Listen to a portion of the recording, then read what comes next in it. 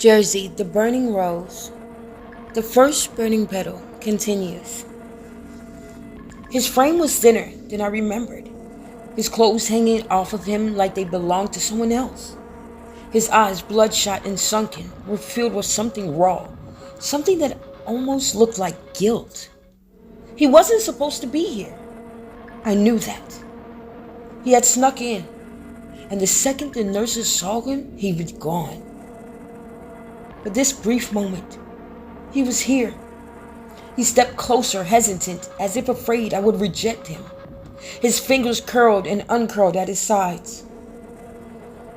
I had to see you, he said, voice thick with emotion. Had to make sure you were still here. I didn't know what to say. I just stared, my throat too tight, my body too broken to respond. I should have done something, he grasped. His voice cracked. For the first time, I saw tears spill down his face. I should have... Hey, what the hell are you doing in here? A nurse's voice cut through the moment like a blade. Mike flinched and took a step back. The door burst open and 2 security guards stormed in. One grabbed his arm, yanking him away from my bedside. Let me go, man! Mike struggled, but he was weak. They dragged him towards the door, but before he was forced out, he turned back to me, his eyes locking into mine. You hear me, kid? You still here? You still here? Then he was gone. The door slammed behind him, leaving me in a crushing weight of silence. I started to hyperventilate, my breath coming in sharp, shallow gasps. My mind was unraveling, dragging me back into the nightmare, forcing me to relive every second. The hands, the tearing, the pain, the darkness. My chest tightened as the walls around me blurred, my body locked into a horror of memory. I couldn't escape it. I could hear them whispering, laughing. I could feel them. Their weight, their hands, their cruelty. The room spun. The sound of my heartbeat pounded like a war drum in my ears. I clutched the sheets, trying to ground myself, but my body refused to obey. A wave of despair crashed over me, choking me from the inside out. My vision swarmed with tears as I gasped for air, my thoughts spiraling into a pit of agony. I had been used, discarded like I was nothing, all because I wanted Joel. Because I thought I had found love, found a place to belong. And now I was broken beyond recognition. My mind, unable to protect me, replays flashes of the horror, flickering images of brutality and betrayal, looping in rapid successions. The weight of it, the filth of it bubbled inside me like poison. No, I can't handle this. I choked, my chest heaving, my hands clawing at my arms as if I could tear the feeling off me. God, please, no. What did I do? What did I do to deserve this? The voice inside me, twisted, dark, and cruel. I shattered. A wretched swab ripped from my throat, my body convulsed under the weight of it all. My limbs trembled, my skin burning with the remnants of what had been done to me. A pair of hands, firm and steady, grabbed my shoulders. Breathe, Dominique, breathe. A nurse, a dark-skinned woman with braids pulled back tight, her lips painted a bold, bright red. She smelled like honey, yet there was nothing soft about her presence. She had radiated something firm, something unshakable, as if she had stood in storms before and never once bowed in the wind. Her grip was strong as she gently shook me, her voice urgent but calm. I barely recognized her through the fog of panic. I can't. My voice cracked, strangled by the terror taking hold of me. My lungs burned, my heart pounded so violently, I thought it might burst. Yes, you can. You're here, you're safe, she insisted, leaning closer, her face swimming into focus. Look at me. You're not there anymore. Look at me, Dominique. I forced my eyes to hers, barely able to see through the haze of terror. The room flickered between past and present, the sterile white light battling against the shadows, clawing at the edge of my vision. I felt like I was slipping, like I was being dragged back into an abyss I had barely crawled out of. No! The nurse grip tightened, her voice fierce. You are still here, Dominique.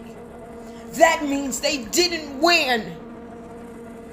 A sob caught my throat, my vision swimming. Let it out, baby. Let it out. And I did. The dam inside me broke. The pain poured out in a torrent of screams and sobs.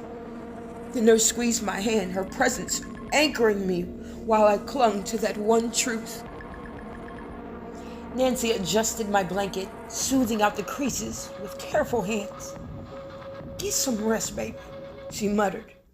I'll be back in a little while to check on you before you move forward with the next steps. She gave me one last reassuring look before she turned it and left the room, her honey scent passage lingering in the air. The door clicked shut behind her, leaving me alone, with nothing but the steady beeps of the monitor and the weight of exhaustion pressing down on my chest. My body ached, my mind throbbed, and sleep threatened to pull me under. But peace was nowhere to be found. The second I closed my eyes, I felt it. The hands, the whisper, the suffocating darkness, all over again. The door creaked open, my eyes fluttered open, the bright lights stabbing into my skull. The voices were sharp, their tones clipped with authority. Two men stood over me, their expressions unreadable, but their presence heavy. Dominique, Miss Moore, are you with us? There you go. Hello, my name is Detective Miles, and this is my partner, Detective Shannon. We don't want you to speak, just listen for a second. Detective Miles continued, his tone neutral but laced with something I couldn't quite name. We have taken all of your articles of clothing and sent them to the lab for forensic testing. We're looking for male secretions. We have multiple offenders involved as possible suspects, and you will need to identify them in a lineup. His words landed like stones in my gut. Lineup. Suspects. Multiple. Send in a sketch artist to jog your memory before our photo lineup and bringing them in for questioning. He went on. We know this is hard, but if this is truly what happened, what do you want to catch the bad guys? The real bad guys. Then he paused, his mouth twisted into something that resembled a smirk. Unless, of course, this was some type of gang involvement. Not saying that it is. My stomach clenched. My fingers curled into the stiff sheets beneath me. Gang involvement? Was that what they thought? That I let this happen?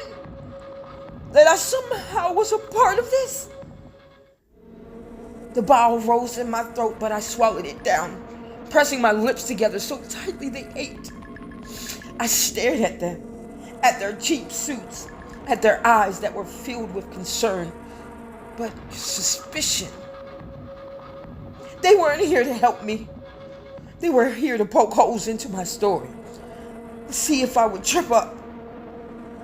We'd like you to start by telling us your full name, your age, followed by where you live and with whom. The room tilted. My heart pounded in my chest like a drum of panic. I opened my mouth to speak, but the words stuck thick and heavy in my throat. Shame curled around my ribs like a vice.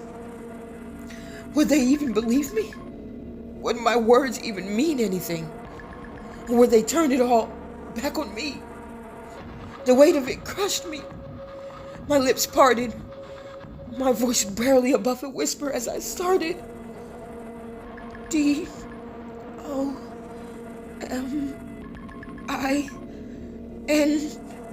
Then I shattered. The floodgates bursted open.